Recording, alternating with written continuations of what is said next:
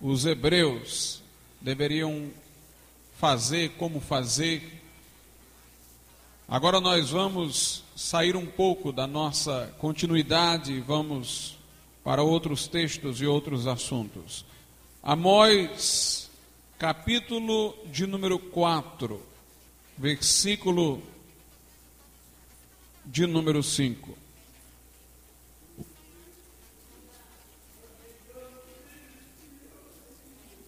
Aliás, leiamos Amós 4, também o 4 e 5. Diz assim: Vinde a Betel e transgredi, a Gilgal e multiplicai as transgressões, e cada manhã trazei os vossos sacrifícios e os vossos dízimos de 3 em 3 dias, e oferecei o sacrifício de louvores do que é levedado, e apregoai as ofertas voluntárias, publicai-as, porque disso gostais, ó filhos de Israel, disse o Senhor Deus. Podeis assentar.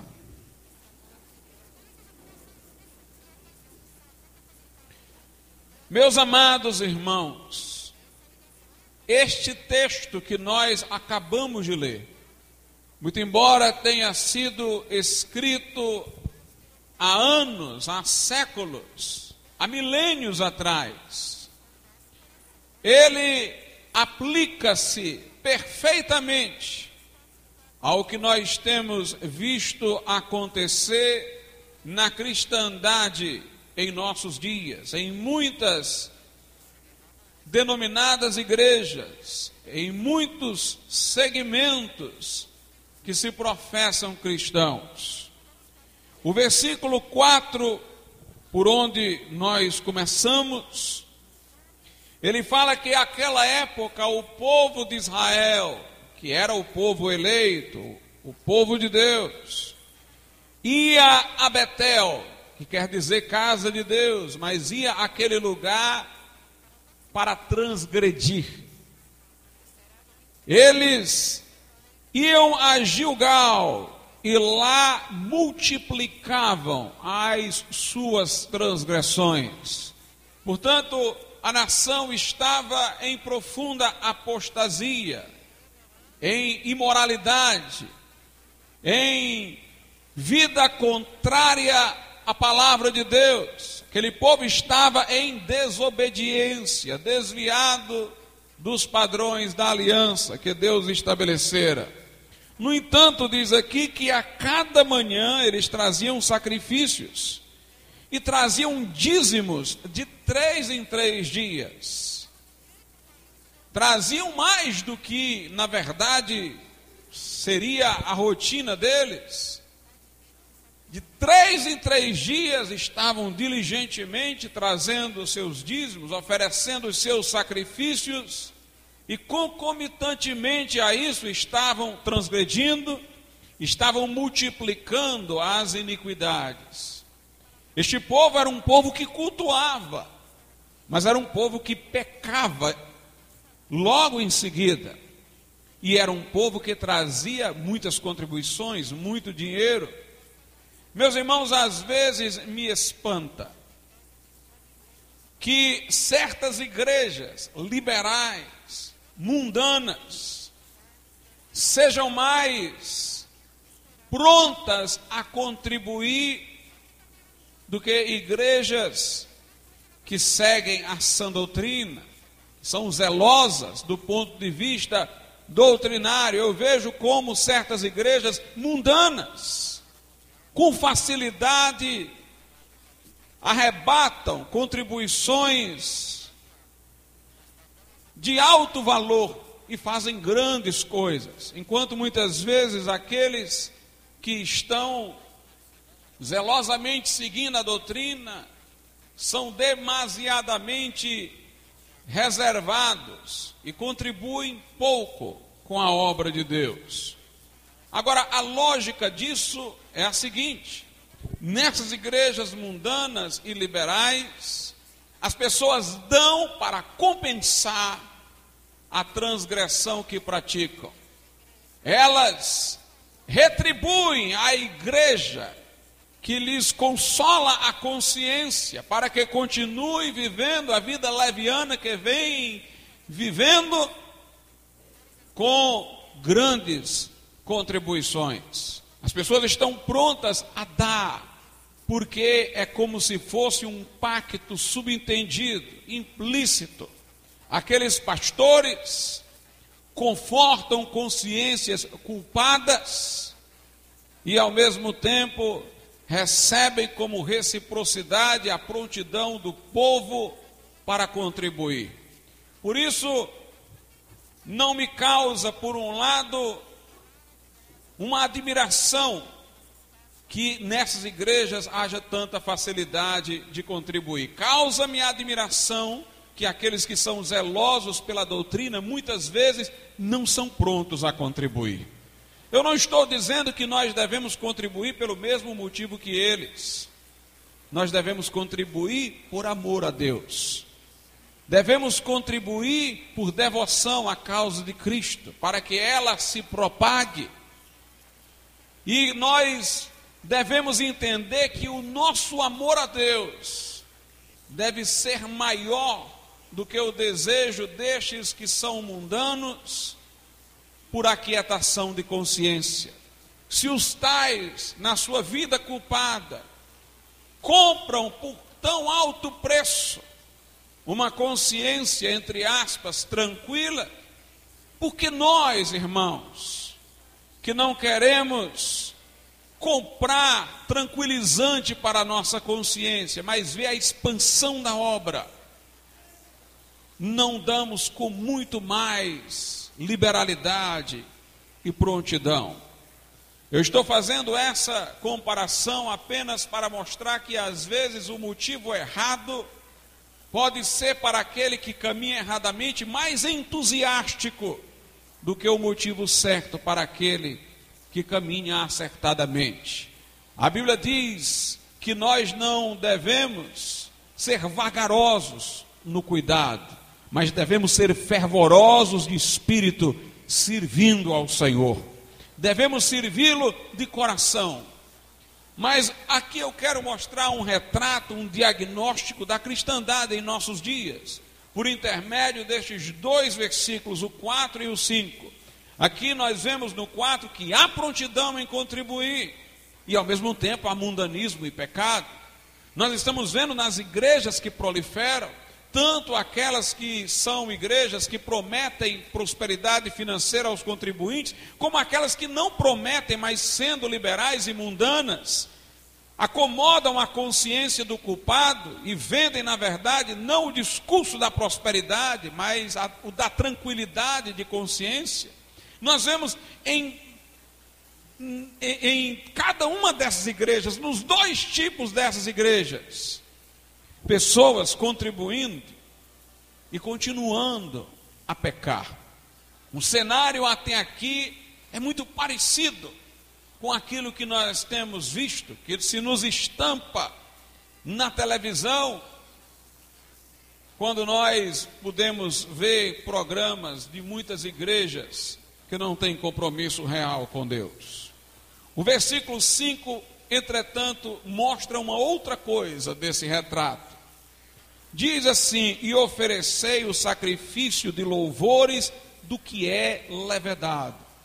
No Velho Testamento, no Antigo Testamento, o fermento que provoca essa levedura, o fermento era símbolo do pecado.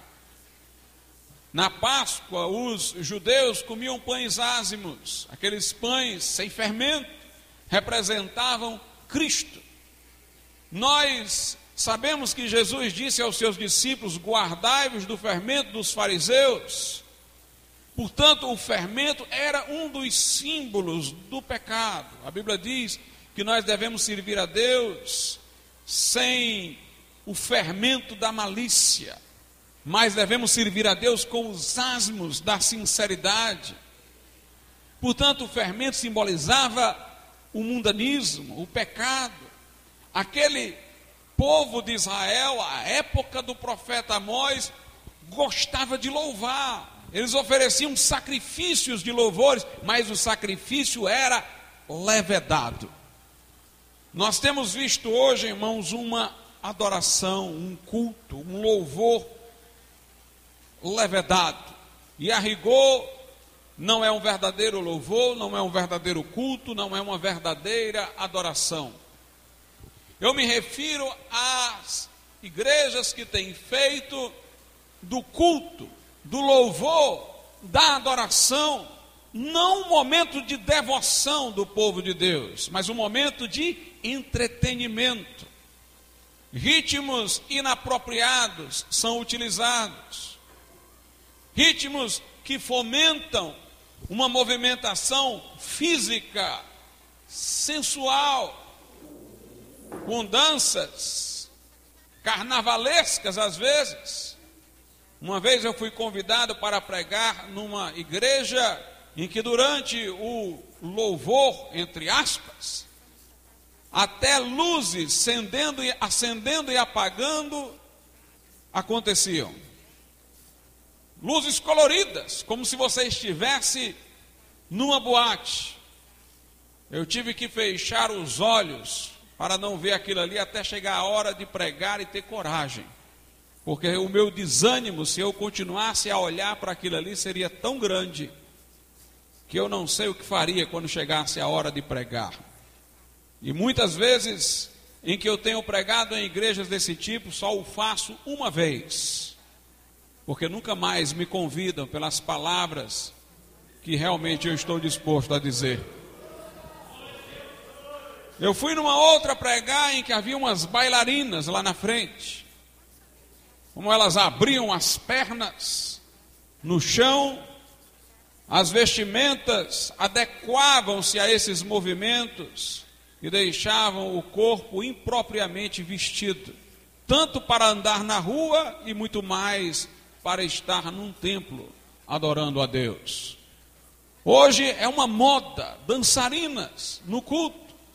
Eu lembro-me que no passado um cantor cantava, e poderia ser até que o local onde ele ia cantar, um programa televisivo, tivesse as dançarinas de lá, mas ele não se fazia acompanhar de suas dançarinas. Ele dançava lá, ele cantava lá na dele. Hoje os cantores mundanos se fazem acompanhar sempre de dançarinas, e justamente nesse momento histórico, igrejas evangélicas começam a assessorar aquele que dirige o momento de louvor no culto com dançarinas, e resolvem usar versículos para justificar isso, versículos fora do contexto. Me admira que eles não tivessem chegado a esses versículos antes de no mundo estarem fazendo também isso. O que na verdade eles estão fazendo é imitando o mundo e procurando pretexto para justificar. Nós temos aí shows musicais. Ouvi falar que num desses conjuntos musicais que se professam evangélicos, houve até durante um show pessoas que estavam assistindo do sexo feminino jogando para os cantores peças íntimas. O pecado, irmãos, jaz no meio de todas essas celebrações. Muitos desses cantores parecem marginais, de brincos na orelha, tatuagem, roupas esquisitas. O rock também tem entrado como estilo musical. Uma das coisas que me chama a atenção é que o rock no mundo é um ritmo de protesto, de revolta, de contracultura. É um ritmo pelo qual os cantores que aderem a esse estilo extravasam seu protesto contra a ordem vigente. Mas lá em Tiago, a Bíblia diz: quem está insatisfeito, não cante não, ore. O modo de você exprimir a sua insatisfação é derramando sua alma aos pés do Senhor. Agora, quem está contente, cante. O louvor é para nós expressarmos contentamento, ações de graças. Um ritmo que revela uma insatisfação, que é um instrumento para protesto, não é o apropriado para o culto a Deus, nem um ritmo frenético que movimenta o corpo. A Bíblia diz assim, irmãos, em João capítulo 4, quando Jesus fala com a mulher samaritana, ele diz que o Pai procura adoradores que o adorem em espírito e em verdade. E aí Jesus diz, Deus é espírito, e importa que aqueles que o adorem em espírito e em verdade. Veja então o que Jesus está dizendo, que a nossa adoração deve ser conforme a natureza de Deus. Ele diz, Deus é espírito, então nós temos que adorá-lo de acordo com o que ele é, em espírito e em verdade. Há pessoas que dizem, não, mas nós gostamos desses ritmos. A questão não é se você gosta ou não gosta, e muitos já estão fora de uma comunhão com Deus quando gostam de certos ritmos. Mas a questão é, Deus gosta desses ritmos? Quando você dá um presente para alguém, você dá o que ele gosta ou o que você gosta, muito embora ele não goste? O que você está oferecendo a Deus é condizente com a natureza de Deus? Alguns dizem, não, nós usamos esses jovens para tornar o culto, nós usamos esses ritmos para tornar o culto atrativo aos jovens. Mas, meus amados irmãos, quem foi que disse que o objetivo do culto é agradar os jovens? O objetivo do culto é adorar a Deus. Se alguém adora a Deus por algum motivo outro que não o próprio Deus, então não é a Deus que ele adora, é a esse outro motivo. Porque o objeto da adoração é a nossa intenção final. Se eu adoro a Deus de uma determinada maneira, porque assim os jovens vêm para a igreja, então é aos jovens que eu estou adorando, porque eles são o objetivo final. Se eu adoro a Deus de uma determinada maneira, porque o ritmo é o que eu gosto, eu estou adorando a mim mesmo. Deus não pode ser apenas um item no percurso, que chega a alguma coisa que não é o próprio Deus. Deus tem que ser o fim em si mesmo. É a Ele que nós temos que adorar. É a Ele que nós temos que agradar, é conforme a sua natureza que deve ser o nosso louvor.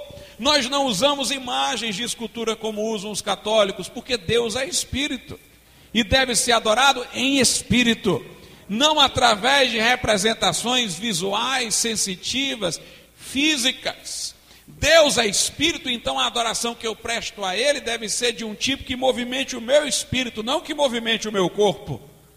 O ritmo não deve ser frenético, daqueles que mexem com o corpo, que estão associados culturalmente a certas movimentações físicas. Eu tenho que adorar a Deus com aquilo que desenvolve o espírito contemplativo, com um ritmo capaz de conservar em mim um espírito contemplativo. Eu tenho que adorar a Deus em espírito. Deus, meus amados irmãos, é o Santíssimo, é um Deus tremendo, para usar a linguagem da Bíblia, é um Deus terrível. A Bíblia diz, o Senhor está no seu santo templo, cale-se diante dele toda a terra. Quando Isaías viu os serafins dizendo, santo, santo, santo é o Senhor dos exércitos, toda a terra está cheia de sua glória, e uma fumaça, uma nuvem aparecia como manifestação de sua presença. Isaías disse, ai de mim, eu sou um homem de lábios impuros, habito no meio de um povo de impuros lábios, e eu vi o rei. Será que Isaías, irmãos, adoraria a Deus com um ritmo musical que movimentaria apenas o seu corpo?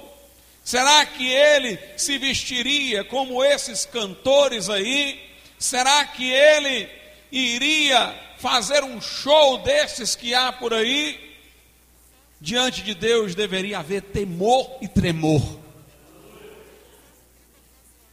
fascínio e espanto.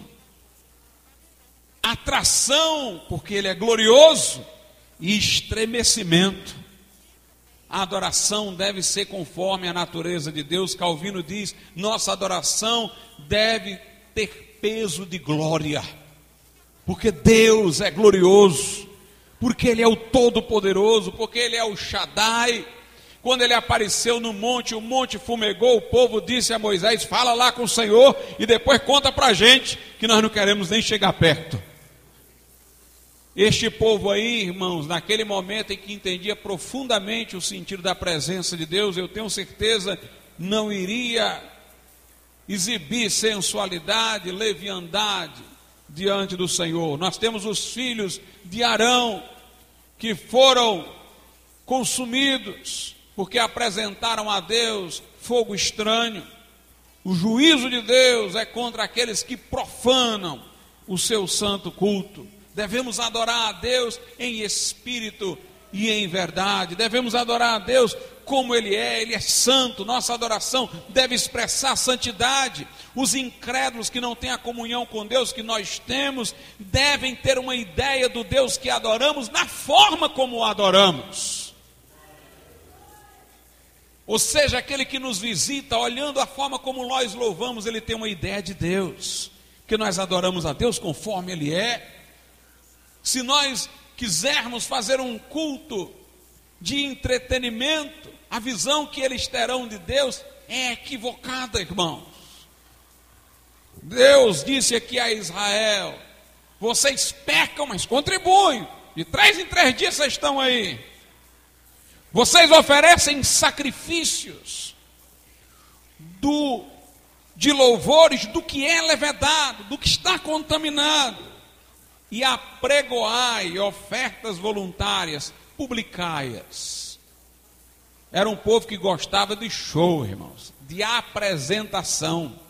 Eles ofereciam os sacrifícios de louvores levedado e publicavam, e tornavam público, e apregoavam. Nós vemos aí pessoas dizendo, olha, vá lá para a nossa igreja, porque lá na hora do culto a gente dança, é muito movimentado, é muito alegre. As pessoas dão publicidade a esse mundanismo, dão publicidade aos shows. E aqui o texto diz, porque disso gostais, ó filhos de Israel, disse o Senhor Deus. Vocês gostam é disso, vocês gostam desse louvor levedado, vocês gostam dessa publicidade, vocês gostam é desse movimento, é disso que vocês gostam, não é de adoração real a Deus.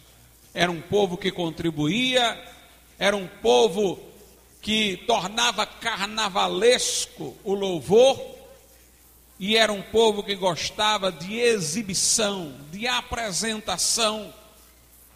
Há pessoas que dizem, eu vou sair da igreja porque eu não tenho oportunidade de louvar. Ela entende por louvar, está na frente.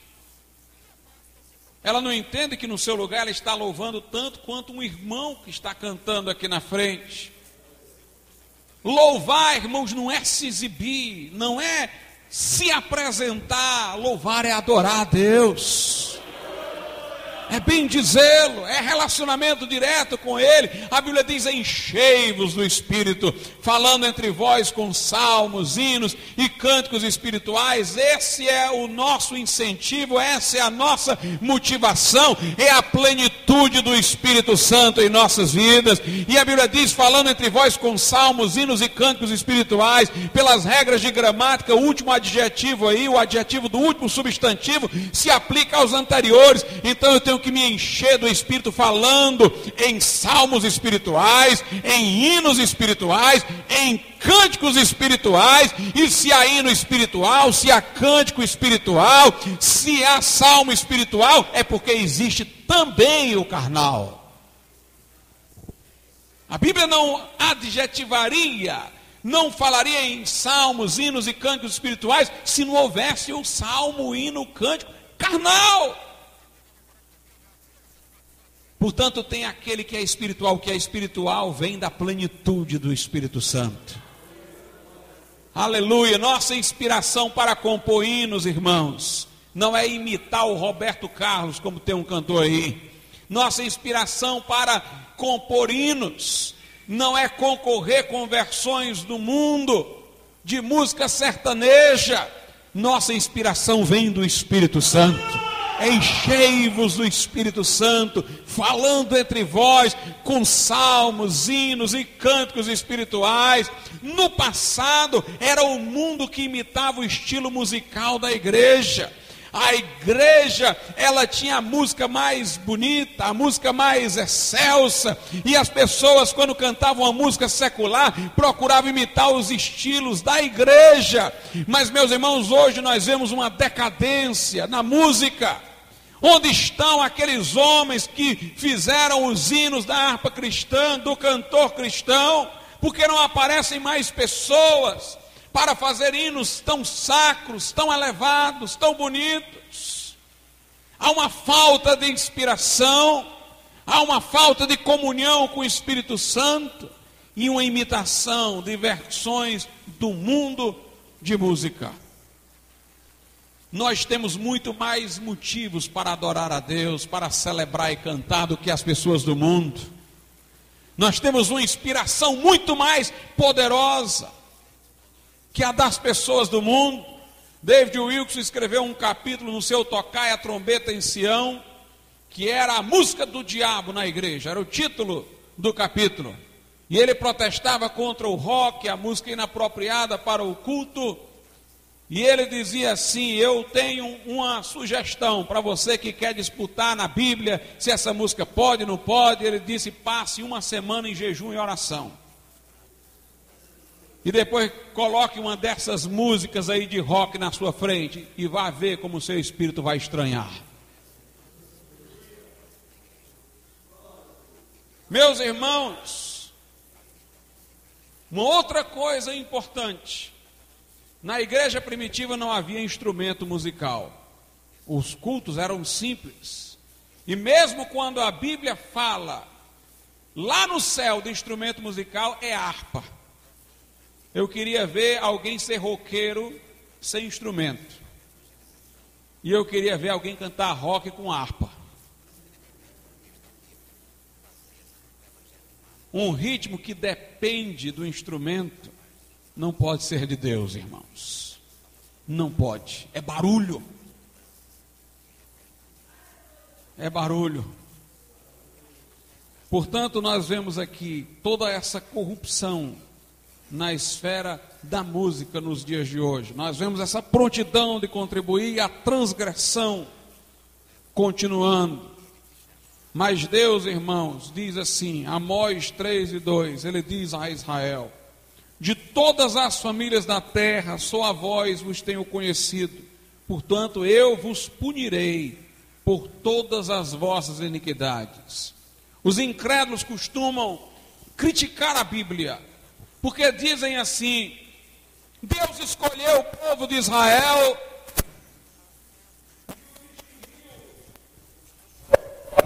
e o distinguiu dos demais povos. Por que que Deus privilegiou Israel? Em primeiro lugar, eu quero dizer, irmãos, que Deus não escolheu Israel para privatizar a sua graça. Deus escolheu Israel para fazer daquele povo o porta-voz ao mundo de sua graça. O Salmo 96 diz: anunciai entre as nações a sua glória. Se Israel não fez isso, é outra coisa. Porque Deus disse quando escolheu Abraão: em ti serão benditas todas as famílias da terra. Deus estava pensando em abençoar o mundo através de Israel. Se Israel se fechou, a culpa é de Israel. Mas quando Deus escolhe, irmãos, alguém, este alguém, muito embora tenha este grande privilégio de ter sido escolhido por Deus, passa a ter também uma grande responsabilidade. A Bíblia diz, pela boca de Tiago: não queirais muito de vós ser mestres, porque haverá maior rigor no juízo. Ou seja, aqueles que Deus escolhe para que sejam mestres, Ele cobrará grande fidelidade doutrinária destes, porque eles estão com a missão de instruir a outros. Quando Deus escolhe, irmãos, Isso ao mesmo tempo que é um privilégio, é um fardo, e muitos desses que ficam dizendo, Deus escolheu Israel, por que negligenciou os outros povos? Veja a história de Israel por conta dessa escolha. Deus puniu Israel severamente, foram oprimidos pela Síria, foram cativos na Babilônia, foram cativos no Império Grego, no Império Romano, foram dispersados, sofreram com a Igreja Católica através das cruzadas na Idade Média. Este povo sofreu nas mãos de Hitler, está sofrendo na mão dos muçulmanos e ainda virá uma grande tribulação para este povo. Eu quero saber se os que criticam e queriam estar na situação de Israel, ressaltados esses aspectos.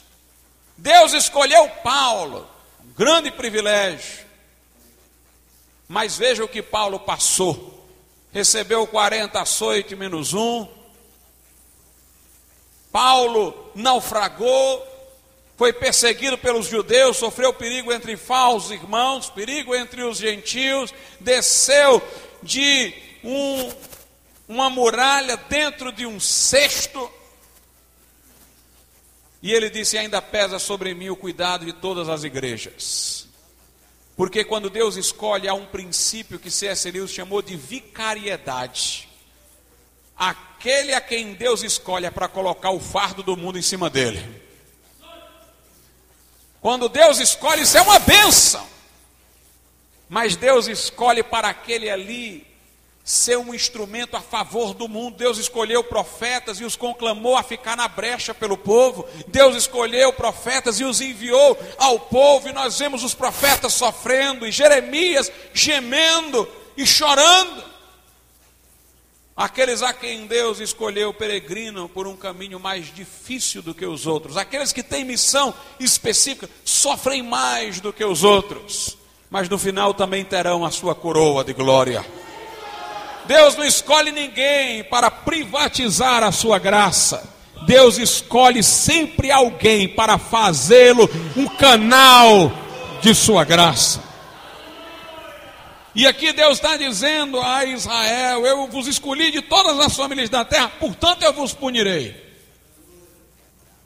Eu vou punir você porque eu escolhi. Se não tivesse escolhido, deixava vocês no pecado de vocês. Mas eu escolhi vocês para servirem a um propósito e não estão servindo, por isso eu vou punir. Escolha é responsabilidade. Diz aqui o versículo 6, tocar-se-á trombeta na cidade, e o povo não estremecerá, sucederá algum mal na cidade sem que o Senhor o tenha feito, como Israel fora escolhida por Deus como nação. Então tudo que acontecia a Israel vinha das mãos de Deus, da permissão de Deus, do plano de Deus, e Deus está dizendo, quando vem sobre vocês a dificuldade, o mal, a catástrofe, vem das minhas mãos, sou eu que tenho feito, sou eu que tenho permitido, para que aquele povo entendesse que a punição viria do Senhor. Mas o verso 7 diz, certamente o Senhor Deus não fará coisa alguma, sem ter revelado o seu segredo aos seus servos, os profetas. Deus diz, olha, eu vou punir, o mal que virá a vocês vem das minhas mãos, mas eu vou dar oportunidade. Eu não vou fazer nada sem revelar os meus segredos aos profetas. Eles vão falar a vocês, eles vão exortar vocês. Meus irmãos, a cristandade de hoje tem ouvido profetas. Leonard Ravenhill, A.W. Tozer, David Wilkerson, foram grandes profetas no século 20 e no século 21, alguns desses que viveram no século 21. E aquilo contra o que eu estou pregando aqui, eles também pregaram contra isso. Eles também advertiram. Mas as pessoas continuam a progredir nas suas perversidades. A Bíblia Sagrada diz lá na Epístola de Pedro, 1 de Pedro 4,17, porque já é tempo que comece o julgamento pela casa de Deus. E se primeiro começa por nós, qual será o fim daqueles que são desobedientes ao Evangelho de Deus? Meus irmãos, o juízo do mundo é futuro, mas o juízo da igreja é agora. É tempo de o juízo chegar sobre a casa de Deus. É tempo de Deus punir um povo que não quer obedecer a Ele. Deus tem advertido e falado, e o povo não tem querido ouvir. E a situação mais perigosa é essa que Amós adverte. Aqui no capítulo de número 8, versículos 11 e 12. Eis que vem dias, diz o Senhor Deus, em que enviarei fome sobre a terra, não fome de pão, nem sede de água, mas de ouvir as palavras do Senhor. E irão errantes de um mar até o outro mar, e do norte até o oriente, correrão por toda parte, buscando a palavra do Senhor, mas não a acharão. Ele está dizendo que se a coisa continuar nesse caminho, o futuro seria as pessoas não terem mais, ou quase não terem mais, pregadores da verdade. E vai chegar uma hora que pessoas quererão ouvir de volta a mensagem de alerta, mas não encontrarão mais os pregadores. Meus irmãos, a Europa está assim, templos vazios, templos vendidos para servirem a boates, a restaurantes. Se vai de uma ponta a outra à procura de alguém que pregue a palavra de Deus, mas a Europa não quis ouvir. E hoje ela passa fome e sede da palavra de Deus. Amós diz no capítulo 4, versículo 12: portanto, assim te farei, ó Israel, e porque isso te farei, prepara-te, ó Israel, para te encontrares com o teu Deus. Este encontro aqui é o encontro de juízo, irmãos. E Deus está dizendo à igreja hoje: prepara-te para se encontrar comigo,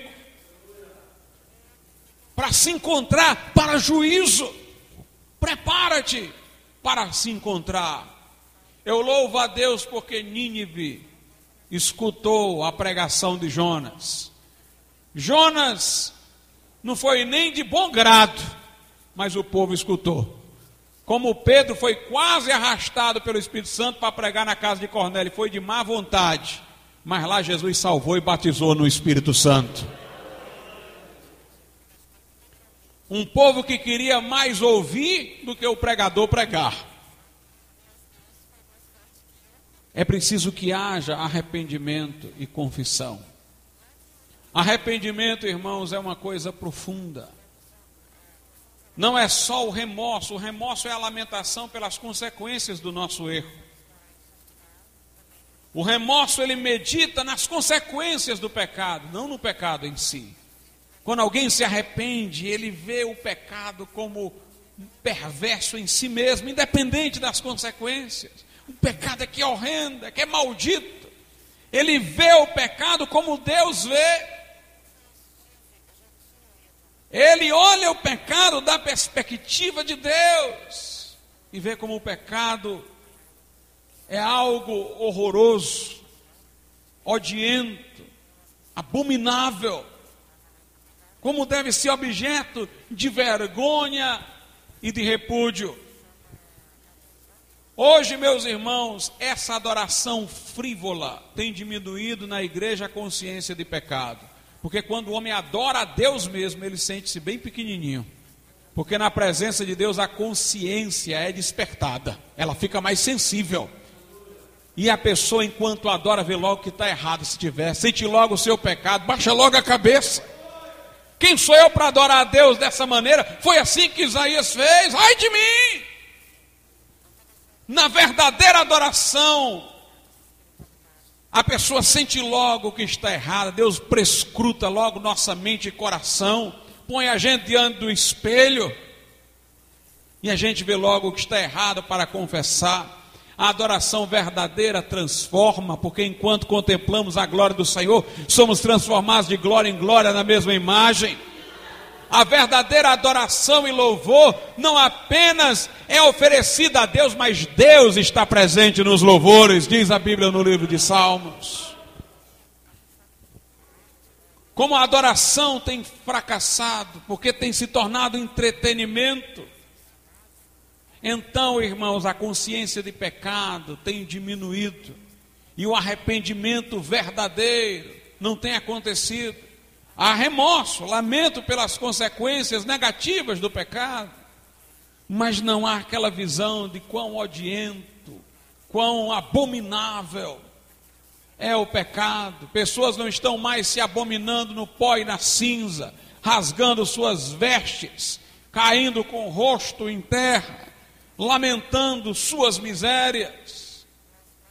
O verdadeiro arrependimento, ele também confia na graça de Deus, no perdão divino.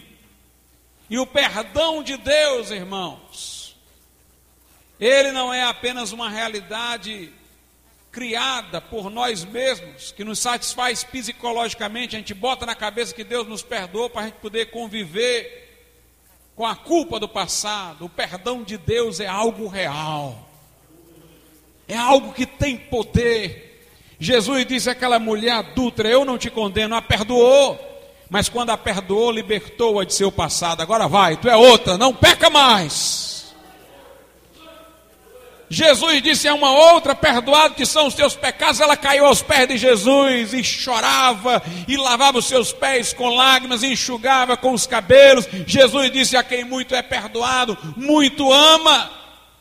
O perdão, irmãos, de Jesus causa uma mudança, porque o perdão de Jesus nos liberta do nosso passado. Ninguém pode nascer de novo sem receber o perdão de Jesus, porque o novo só chega quando o velho sai, e o perdão é que quebra o cordão umbilical com o passado. Lembremos-nos da história do peregrino de John Bunyan. Quando o perdão lhe chega, o fardo sai de suas costas. O perdão de Deus é uma libertação do passado. Nós não precisamos mais viver sob a culpa, a acusação de Satanás, porque aquele homem não existe mais, aquele homem que pecou, porque o perdão nos liberta do passado, para construirmos um novo presente, um novo futuro.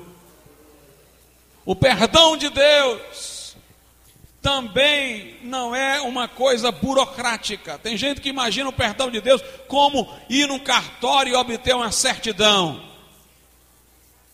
O perdão de Deus não é somente uma coisa legal, a dispensa da punibilidade, a sentença de absolvição. O perdão de Deus, irmãos, não é dado de maneira impessoal, mas de maneira pessoal. O perdão de Deus é o abraço divino. Aleluia, aleluia.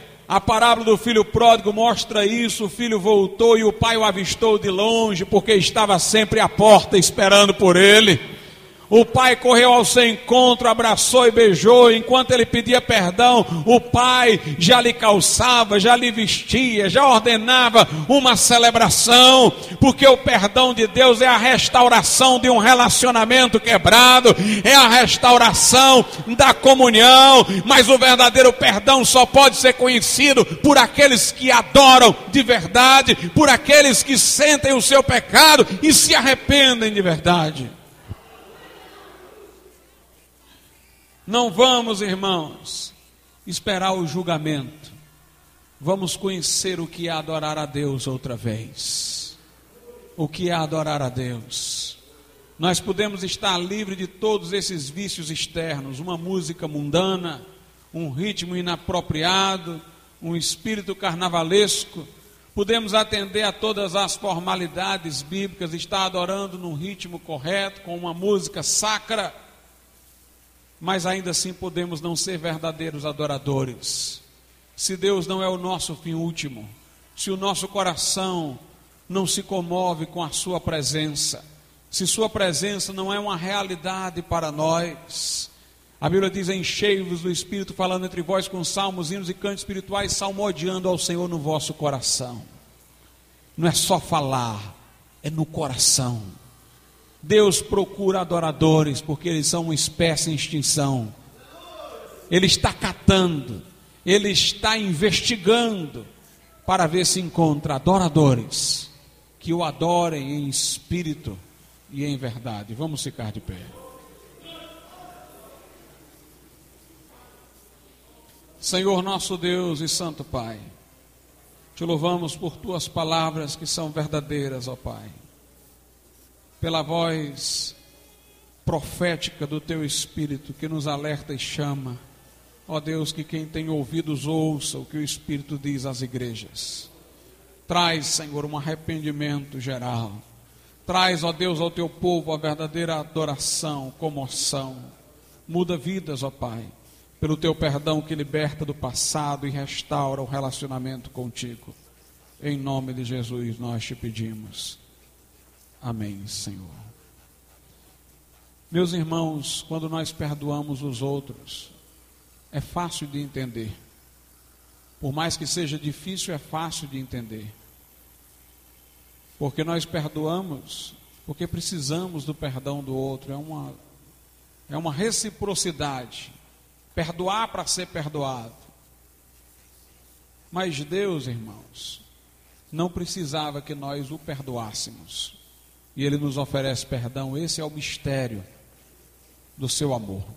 Se há alguém aqui que quer receber o perdão divino, você ainda não é crente ou está desviado, desviada dos caminhos do Senhor, precisa aceitar Jesus, precisa se reconciliar com Deus. Onde você estiver nessa hora, levante assim a sua mão. Eu quero orar por você. Se houver alguém hoje que precisa aceitar Jesus ou se reconciliar com Deus, levante a sua mão. Como eu estou fazendo aqui, faça-o no seu lugar.